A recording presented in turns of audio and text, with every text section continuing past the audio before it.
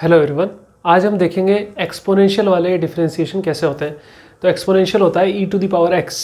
तो इसका डिफरेंशिएशन बहुत सिंपल होता है e to the power x, और वो मैं आपको हमेशा बताता आया हूँ कि x को कैसे डिफरेंशिएट करेंगे। Again d by D x of x, तो dx अपॉन dx कितना जाता है 1, इसलिए हम उसको लिखा ही नहीं करते।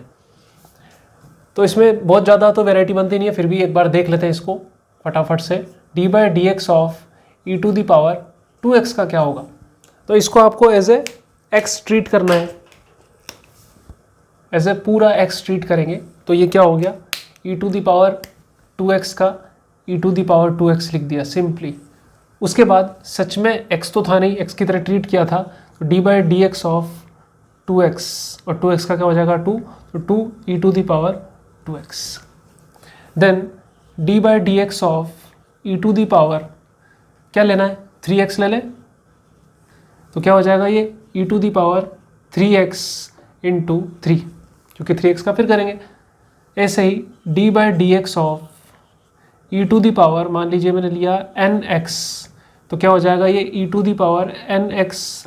देन फिर d by D x of किसका करेंगे, x तो था नहीं, x की तरह ट्रीट किया था इसको, तो कितना हो जाएगा d by D x of nx, और n कांस्टेंट है, x वेरिएबल है, n बाहर आ जाएगा, तो e to the power nx into n, ये आंसर आ जाएगा।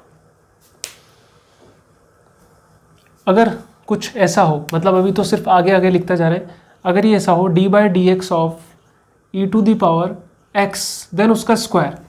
अब क्या करें, तो पूरा इजो x की तरह ट्रीट हो जाएगा, लिख देंगे एक बार। तो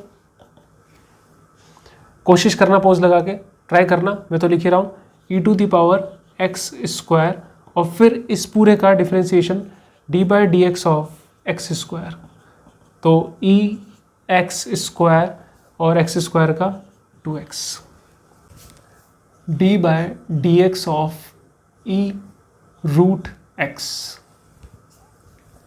तो इसको कैसे लिख सकता हूँ मैं, d by D x of e to the power x to the power 1/2। तो सिंपली पहले तो मैं इसको e to the power x की तरह ही ट्रीट करूँगा कि जैसे e to the power x ही हो, और इसको एज इट इज़ लिख दूंगा e to the power x to the power 1/2। Then e to the power x तो था नहीं, इसलिए इसको भी ट्रीट करना पड़ेगा d by D x of root x, और रूट x का क्या होता है 1/2 रूट x, तो ये क्या हो जाएगा e root x upon 2 root x।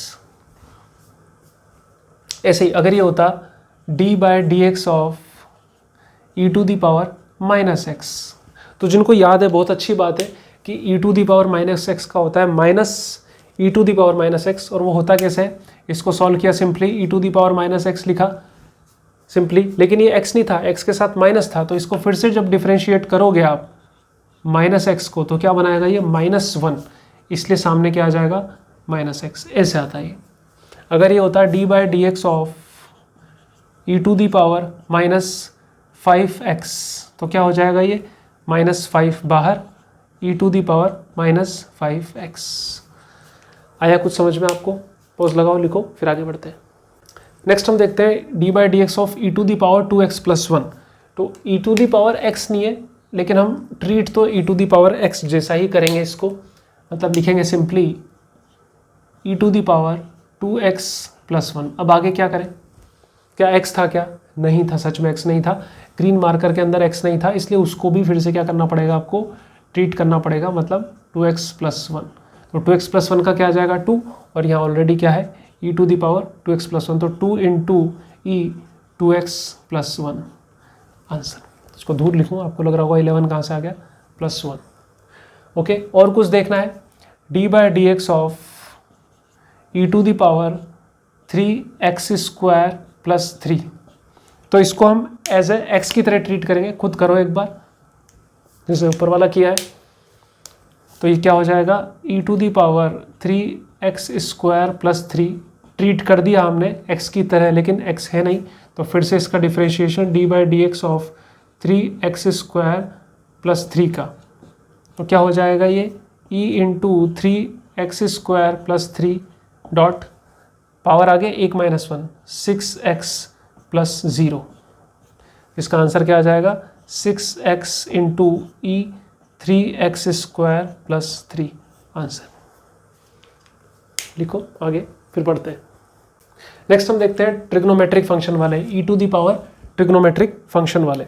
उसमें क्या होगा, जैसे मान लीजिए आपको दे रखा है d/dx of e⁻ sin x, तो इसको हम अगेन ट्रीट करेंगे जैसे e⁻ क्या हो, x ही हो, लेकिन वो तो नहीं है, सिर्फ ट्रीट कर रहे हैं। तो एक बार तो हमने एज इट इज लिख दिया e⁻ sin x, okay, no issue. Then फिर sin x था, x नहीं था, तो फिर इसको ट्रीट करना पड़ेगा। तो ग्रीन मार्कर के अंदर क्या था, sin x था, तो ये sin x, तो ये क्या हो जाएगा e⁻ sin x, और sin x का क्या हो जाएगा cos x। उसके बाद d/dx of e⁻ cos x, क्या करें, इसको x की तरह ट्रीट करेंगे,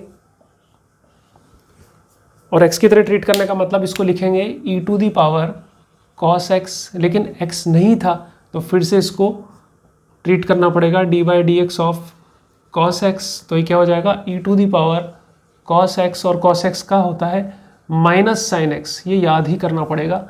cos x का integration minus of sin x, तो ये क्या हो जाएगा -e cos x sin x answer. चलो अब देखते हैं आपको कितना समझ में आया। क्वेश्चंस करते हैं कुछ। d/dx ऑफ e⁻x³, तो ये हो जाएगा e⁻x³ इंटू 3x²। जिनको समझ में नहीं है मैं फिर से समझा देता हूँ। e⁻x³ को एज इट इज़ लिखा, देन ये x नहीं था, x की पावर क्यूब था, इसको फिर से ट्रीट किया d/dx ऑफ x³, तो ये बन जाएगा 3x²। d/dx of e⁻ sec x, तो क्या लिखें इसको e sec x, और अगेन इसका डिफरेंशिएशन करना पड़ेगा d/dx ऑफ sec x का। sec x का इंटीग्रेशन डिफरेंशिएशन होता है sec x tan x, तो e sec x, और sec x का होगा sec x tan x।